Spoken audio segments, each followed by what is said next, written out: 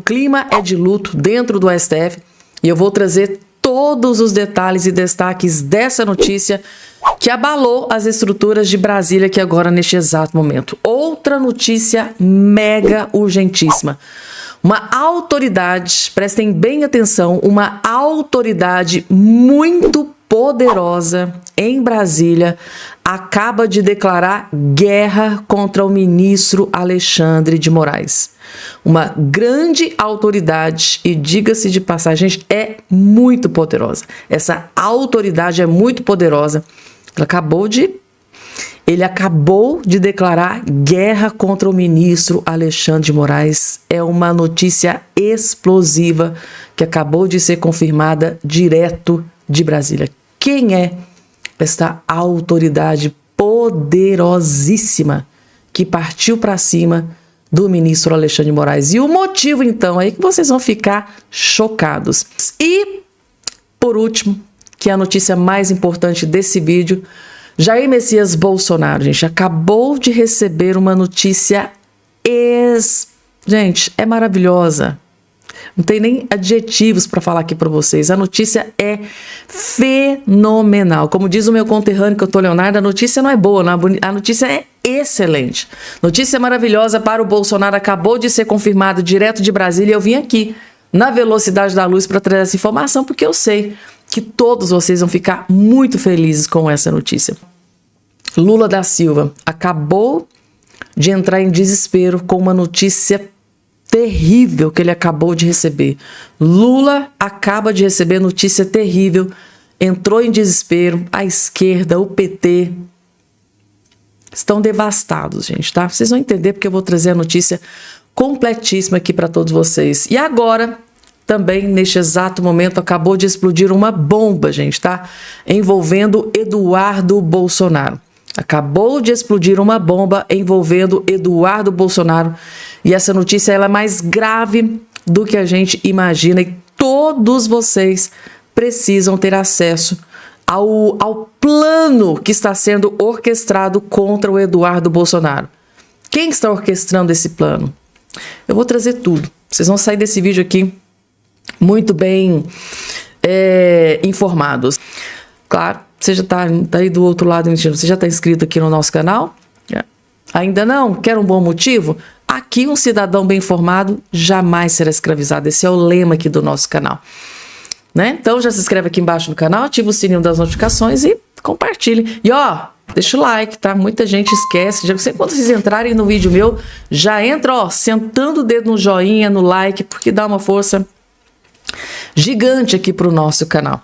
Estão preparados, gente, tá? Vamos lá. Deixa eu trazer aqui uma informação que gerou pânico e desespero. Tô de queixo caído. PGR pede condenação de Eduardo Bolsonaro por coação a ministros do STF. Gente, a impressão que eu tenho é que o ministro Alexandre de Moraes não vai sossegar enquanto não vê o Eduardo Bolsonaro atrás das grades, na prisão. Não contente em ter colocado o Bolsonaro na prisão, acho que ele não vai sossegar, gente. Parece uma coisa assim pessoal. A gente que assiste de fora fica pensando, gente, essa gana com o Eduardo Bolsonaro, meu Deus do céu, é Felipe Martins, é Eduardo Bolsonaro. Esses dois não tem um pingo de sossego, gente. Parece que é um desespero para prender o Eduardo Bolsonaro assim que eu nunca vi. PGR pede condenação de Eduardo Bolsonaro por coação a ministro. Coação a ministros do STF. Quando que isso aconteceu, gente? Deixa eu trazer aqui a fala do nosso queridíssimo, né? O Fernando Schiller explicando os detalhes dessa situação. Perseguição contra Eduardo Bolsonaro é uma barbaridade. O analista lembrou que deputado possui imunidade parlamentar. Onde que tá, gente, a imunidade parlamentar? Que tá lá, garantido na Constituição. Segundo o Fernando Schiller, gente, é basicamente uma aberração que está acontecendo contra o Eduardo Bolsonaro. Vocês vão entender, assistam. O deputado Eduardo Bolsonaro ele foi denunciado pela Procuradoria-Geral da República pela atuação dele nos Estados Unidos, naquela campanha. Que te parece esse caso? Tudo caminha para a condenação dele. Agora, ex-deputado, né? Falei deputado, mas ex-deputado federal, Eduardo Bolsonaro. Aqui a gente tem que dividir as coisas, né? Uma questão são as sanções. A Lei Magnitsky foi aplicada pelo governo dos Estados Unidos ao ministro Alexandre de Moraes, depois o governo dos Estados Unidos retirou, né, as sanções. Né? Vamos lá, e teve as tarifas que foram aplicadas no mundo inteiro, países, por N razões. Né? Por N razões. Né? Agora, quanto ao deputado Eduardo Bolsonaro e o Paulo Figueiredo, que também consta nesse processo, é um direito do deputado fazer o seu proselitismo no mundo inteiro. Né? Isso não só está coberto pela imunidade parlamentar, mas é da natureza da política. Quando o ex-presidente Lula estava preso lá em Paraná, o que o PT fez? O que os deputados do PT, a liderança do PT, foram no mundo inteiro? Foram ao Papa, foram à ONU, foram à OEA, foram várias organizações internacionais, dizendo que era uma prisão política, que tinha sido um golpe, que o impeachment da ex-presidente Dilma era um golpe, que a Lava Jato era uma orquestração, que tudo era político, enfim. Porém, ninguém questionou, ninguém disse, bom, estão querendo interferir na autonomia da justiça, no devido curso do processo e tal. Então, isso é uma completa barbaridade. Isto eu fico constrangido de ler esse parecer, essa decisão da PGR, porque eu imagino como deve ter sido difícil redigir aquelas palavras, né? Tentar enquadrar. Nós parecemos que voltamos aos tempos da Lei de Segurança Nacional, onde é um crime um deputado fazer política. Quer dizer, o que ele fez? Ele foi lá nos Estados Unidos, fez o seu proselitismo, denunciou. Se um deputado acha que está havendo quebra de direitos no país, ele tem completa liberdade de fazer essa denúncia. Você pode concordar ou não concordar, discordar, aqui se de direita, de esquerda, governo, oposição, não faz nenhuma diferença. Ir a 200 países do mundo, fazer a denúncia, ir a organismos internacionais, ele podia ter feito uma coletiva ali na Times Square, em Nova York, poderia ter, enfim, alugado o Waldorf Astoria, em Nova York, ter feito uma coletiva para empresas do mundo inteiro, denunciando, pedindo sanções, poderia ter ido à ONU. É um direito de um parlamentar fazer as suas... Como era um direito dos deputados, dos parlamentares do PT em defesa do Lula, é um direito dos deputados da direita em defesa, críticos ao Supremo Tribunal Federal. O que está se confundindo no Brasil, Vitor, é uma coisa muito grave, que é o seguinte: críticas às autoridades são equivalentes, equiparadas a críticas às instituições. Ou seja, se um deputado está criticando, dizendo que o ex-presidente não tinha foro por prerrogativa de função, de fato não tinha. O STF mudou o entendimento, criou o foro eterno para condenar o ex-presidente Bolsonaro. E posso repetir várias vezes, isso foi o que aconteceu. Muita gente pode gostar, muita gente pode não gostar, foi exatamente isso que aconteceu. Lula, quando foi julgado na primeira instância, depois foi para a segunda instância. O ex-presidente Temer, os processos voltaram para a primeira instância. Então, se o deputado acha que deve fazer a denúncia, não estou entrando no mérito, aqui o mérito não importa nada, absolutamente nada. Ele tem o direito de fazer esse proselitismo. Gente, tá? O grande Fernando Schiller, cientista político, gente, tá? Jurista, cientista político, entendedor aí das leis, jogando a lama no ventilador, gente, tá? Arrebentou a boca do balão e disse aqui o que muita gente pensa, né? Grandes juristas já tinham alertado, né, para isso que tá acontecendo. E agora, o alvo é Eduardo Bolsonaro. A impressão que a gente tem é que parece uma perseguição política. Parece que querem derrubar o clã Bolsonaro, né? Primeiro Bolsonaro, agora Eduardo Bolsonaro, recentemente Flávio Bolsonaro, pedindo investigação contra Flávio Bolsonaro. Meu Deus do céu, não tentam nem disfarçar, gente, tá? E os juristas, né? Falando, gente do céu, o que está acontecendo? Cadê a imunidade parlamentar? Os petistas iam lá, criticavam decisões de ministros da Suprema Corte. Naquela época não era ataque às instituições. Por que agora é? Né? Quando um espectro, né, faz algumas críticas, é ataque à instituição. Mas na época que o Lula estava preso, que os petistas viajaram pelo mundo inteiro falando que era golpe, golpe, golpe. Ali não tinha ataque à instituição. Não foi pedido prisão de nenhum petista, né? Teve Paulo Pimenta que foi na Venezuela, né, choramingar lá, Gleice Hoffmann, não sei pra onde lá, mecanismos internacionais. Claro, era um direito. Agora, teve parlamentar aqui de direita reclamando que eles estavam pleiteando alguma coisa? Meu Deus, 2 pesos e 2 medidas. Imunidade parlamentar é um direito que eles têm. É o que os juristas defendem, né, gente, tá? Coloca aqui embaixo aí a opinião de vocês. E agora, gente, antes de trazer aqui uma bomba, uma notícia gravíssima dentro do STF, vocês sabiam, gente, tá? Que uma grande autoridade muito poderosa basicamente declarou guerra contra o ministro Alexandre de Moraes? Tá sabendo não? Vou contar para vocês. Tá aqui, ó. Hugo Mota, presidente da Câmara dos Deputados, perdeu a paciência e diz que o Congresso vai reagir à suspensão da dosimetria por Moraes. Será mesmo que o Hugo Mota, com a família dele aí atolada em ações que tramitam inclusive lá no STF, que está sendo aí investigado por umas cositas e outras, será que ele realmente vai peitar o Xandão? Será, gente, tá? Então aqui, autoridade muito poderosa, né? O Hugo Mota. É poderoso sim, presidente da Câmara. O presidente da Câmara, deputado Hugo Mota, disse que o Congresso vai atuar para derrubar a suspensão da aplicação da lei da dosimetria, determinada pelo ministro Alexandre de Moraes do STF. Hugo Mota afirmou que o Legislativo vai se manifestar no processo para defender a lei aprovada pelo Parlamento, né, que ela seja aplicada aos casos do 8 de janeiro. O que nós vamos fazer é, nos autos, tá, nos posicionar para que aquilo que foi decidido pelo Congresso Nacional venha a ser cumprido no que diz respeito a esses casos do 8 de janeiro.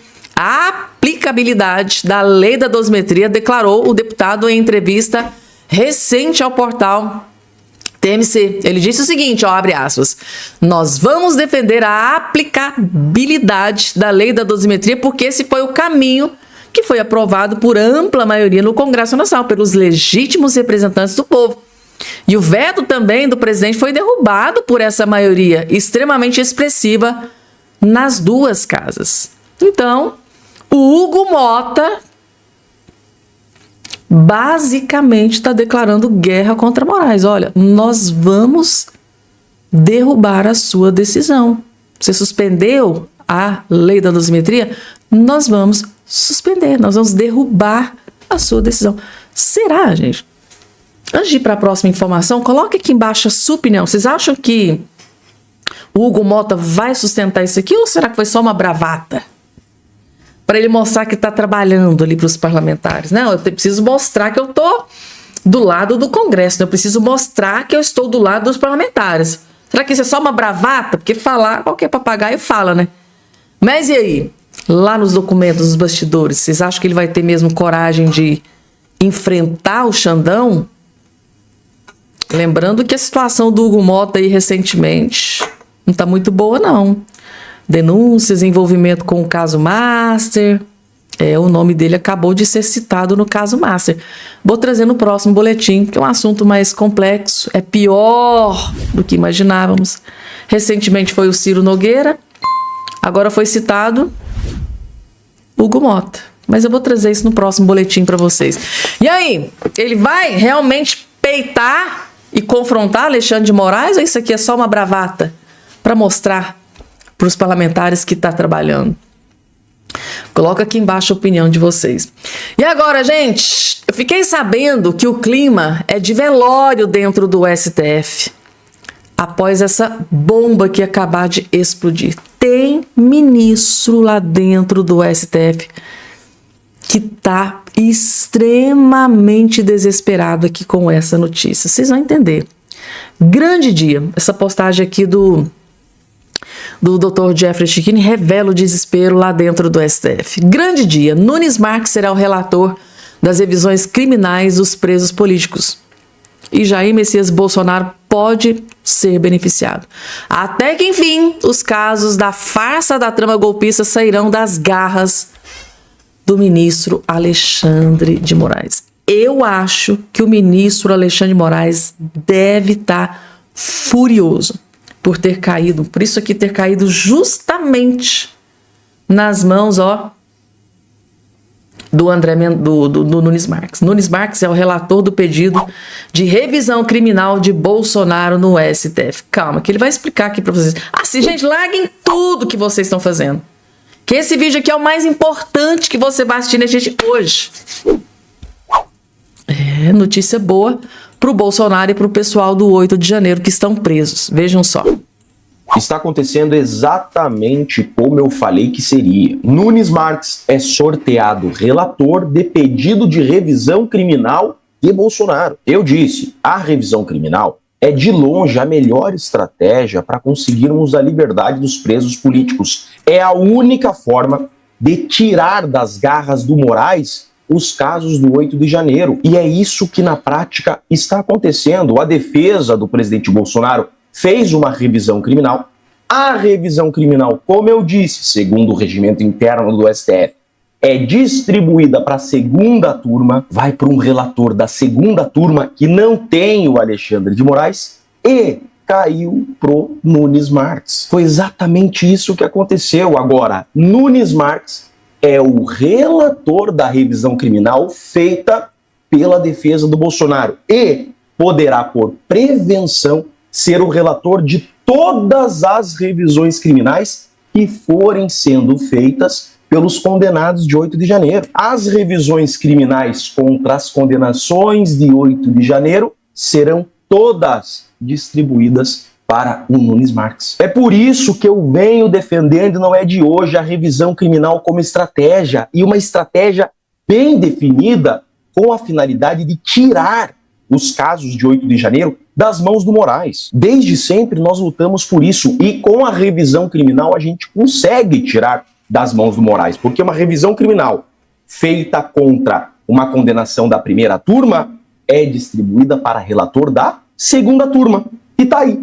Foi o que aconteceu, que eu falei que aconteceria. E muita gente ainda dizendo, não, o Chiquini tá delirando, isso não tem como acontecer, não tem como tirar das mãos do Moraes. A revisão criminal é a estratégia errada. Gente, por favor, eu não tô brincando de advogar. Eu sou advogado criminalista, só advogo no criminal há 14 anos. Eu sei o que eu tô dizendo. Agora, para quem acha que a melhor estratégia é pedir na execução de pena pro Moraes a liberdade dos perseguidos políticos, então tá bom, continue dando tiro no próprio pé. Eu sempre defendi, façamos a revisão criminal. Agora tá aí, o pedido da defesa do presidente Bolsonaro saiu das garras do Moraes e está com Nunes Marques. A estratégia deu certo. Agora, vamos torcer, orar muito para que o Nunes Marques seja um juiz de verdade. Eu estou muito feliz com essa notícia, porque até que, enfim,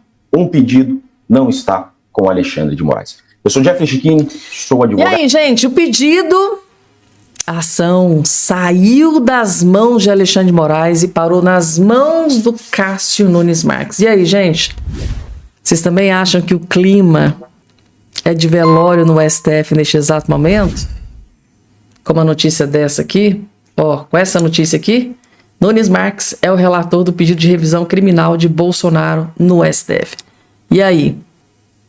Eu acho que o clima é de desespero dentro do STF, principalmente com relação ao ministro Alexandre de Moraes. Acho que uns e outros também não devem estar muito contentes, não. Deve estar um chororô e vela dentro do STF. Vocês concordam, gente? Coloca aqui embaixo aí a opinião de vocês. E agora, gente, só para finalizar, trazer uma notícia aqui que deixou o Lula desesperado. Mais uma notícia, né? No lombo do Lula. Futurapex, 45,7% considera o Lula ruim ou péssimo. Gente, toda pesquisa que saiu recentemente após aquela reunião do Lula com o Trump, eu acho que o Lula pensou assim: vou lá, vou me reunir com o Trump, vai sair as pesquisas e eu vou voar, vou subir igual um foguete. Mas o tiro saiu pela culatra e ele caiu igual uma jaca podre. Meu Deus, gente, que humilhação, que vergonha, gente.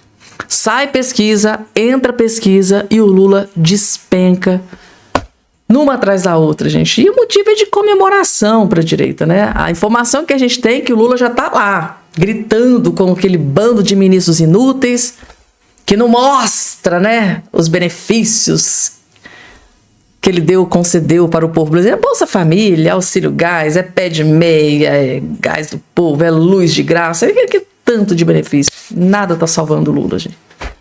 E o Lula tá furioso, tá descontando. O saco de pancada do Lula é aqueles bandos de ministros inúteis que ele tem. Quase 40, né? Ganhando um belíssimo salário pra nada, né? A sua conta de energia tá vindo cara? vocês vão ter que ser forte. Porque, segundo informação aqui do Caio Coppola, sua conta de energia vai aumentar muito, muito mais aqui, dentro desse governo do amor. Imagina se não fosse do amor. Sim, gente, tá com esse desastre do Lula na presidência da República. A notícia que acaba de chegar é que a nossa conta de luz vai ficar mais cara. Aqui, gente, o câncer e a tragédia que o Lula é para o povo brasileiro. Eu fico imaginando os esquerdistas. Será que eles vão fazer o L depois de assistirem esse vídeo aqui? Sei não, hein? Vejam só. A sua conta de luz vai ficar mais cara e o seu ar vai ficar mais poluído porque o governo do amor acaba de queimar o seu dinheiro literalmente em usinas termoelétricas. Hoje, a gente não vai falar dos milhões do mensalão, dos bilhões do petrolão ou das dezenas de bilhões do caso Master, mas de um prejuízo infinitamente maior, que pode ultrapassar a marca inédita de R$1 trilhão.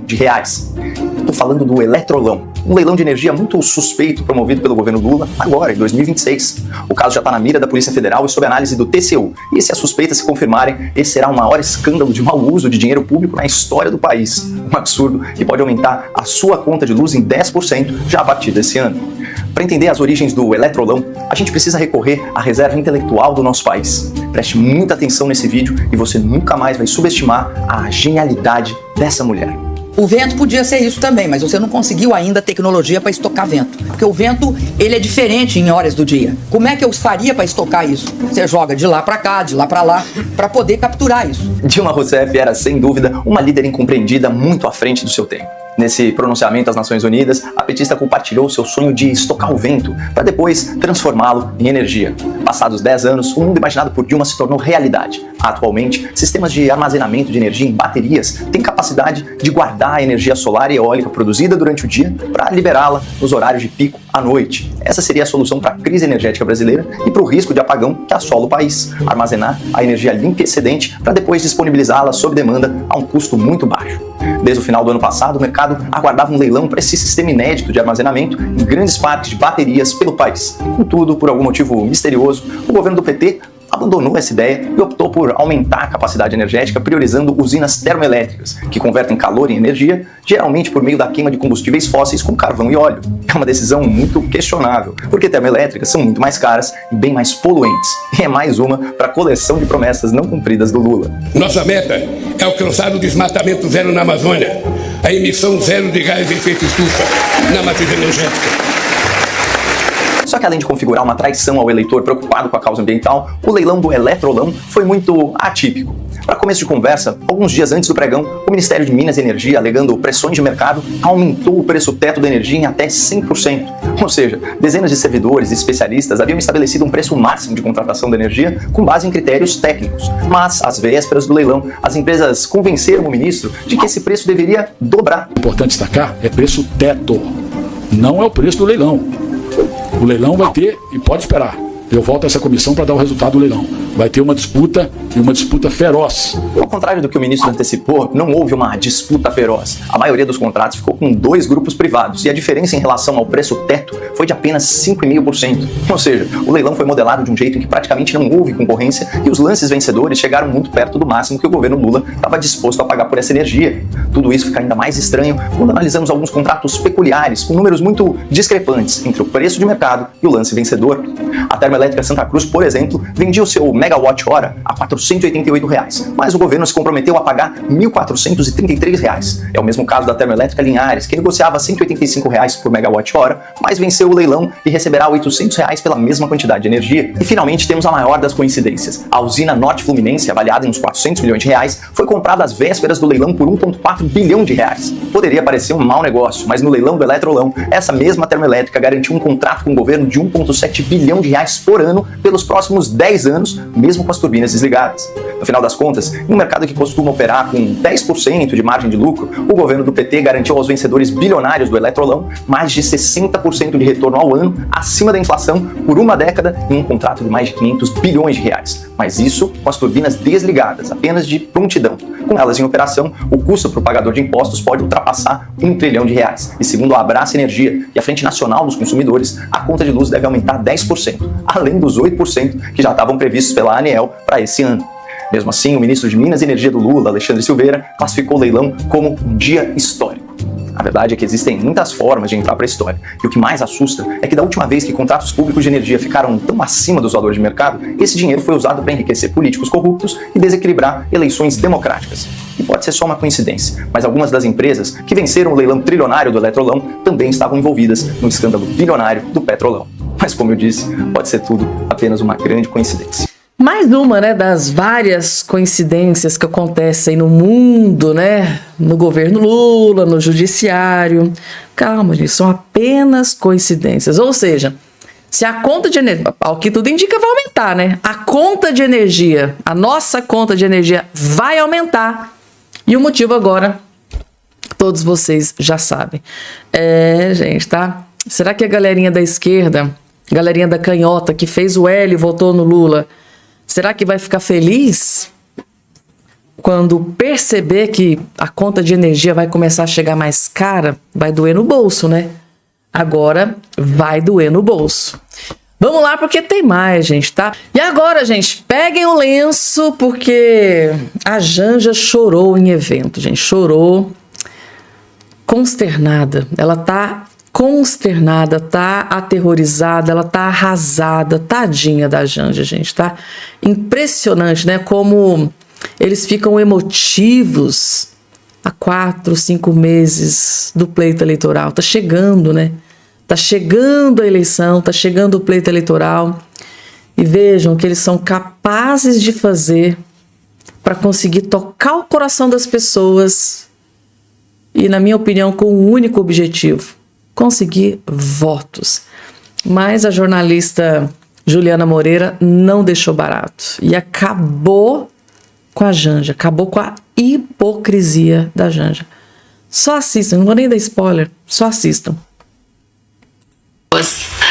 Ver pessoas que ajudaram a esse quadro estarem andando livremente pelo país, inclusive eleitos, me causa muita revolta e deveria causar muito mais indignação na sociedade brasileira. Então, eu não vou esquecer, nunca vou esquecer. E minha voz vai ser sempre usada para isso, para lembrar a memória da minha mãe e de cada uma das 700 mil pessoas que a Covid levou. E eu espero, e eu vi esses dias, Padilha, uma médica infectologista falando de um neném que tinha morrido de Covid esses dias no hospital. Morreu de Covid porque a família não se vacinou. Ainda não se vacinou. Até quando essa ignorância vai estar entre nós, gente? Não é possível. Uma família perdeu um bebê porque o pai e a mãe não se vacinaram. Não é porque não vacinaram o bebê, é porque eles não se vacinaram. Até quando a gente vai ver gente bebendo detergente contaminado? É muita ignorância. Nasce uma estrela. Nossa, Paola de Oliveira, Juliana Paz, se segure que ela daqui a pouco vai estar com vocês na Globo, depois de que acabar o Jet Set dela. Eu acho que ela está chorando porque esse ano acaba o Jet Set, mas não fica não. Paim tem muito dinheiro para vocês ficarem vivendo a vida louca pelo mundo inteiro sem você nunca mais precisar visitar ninguém na cadeia. Essas lágrimas de crocodilo, eu fiquei pensando, será que ela tá achando que vai acabar o Jet Set dela uma vez que a gente tirar a Paim do poder? Não se preocupa, porque Paim tá 20 anos no poder, mas é muito dinheiro em todos os paraísos fiscais do mundo, eu imagino. Não fique triste não, você vai ficar rica, melhor que nós. Ver pessoas. Lágrimas de crocodilo, gente, tá? Essa aqui é a mesma Janja, gente, tá? Que foi alertada que dentro do governo do maridinho dela tinha mulheres, tinha ministra sendo abusada pelo ministro dos Direitos Humanos, tá? Mas segundo a imprensa, eles foram alertados, mas ficaram, ó, caladinhos. Tinha mulher sendo abusada dentro do governo do maridinho dela e segundo a imprensa, eles foram alertados antes da bomba explodir na imprensa. Ficaram caladinhos. Caladinho, gente. Não fala nada, senão vai prejudicar o Lula. Caladinhos. Mas aí quando a bomba saiu na imprensa, eles não tiveram outra alternativa a não ser expulsar o ministro dos Direitos Humanos e assumir o escândalo que aconteceu dentro desse desgoverno. Lágrimas de crocodilo.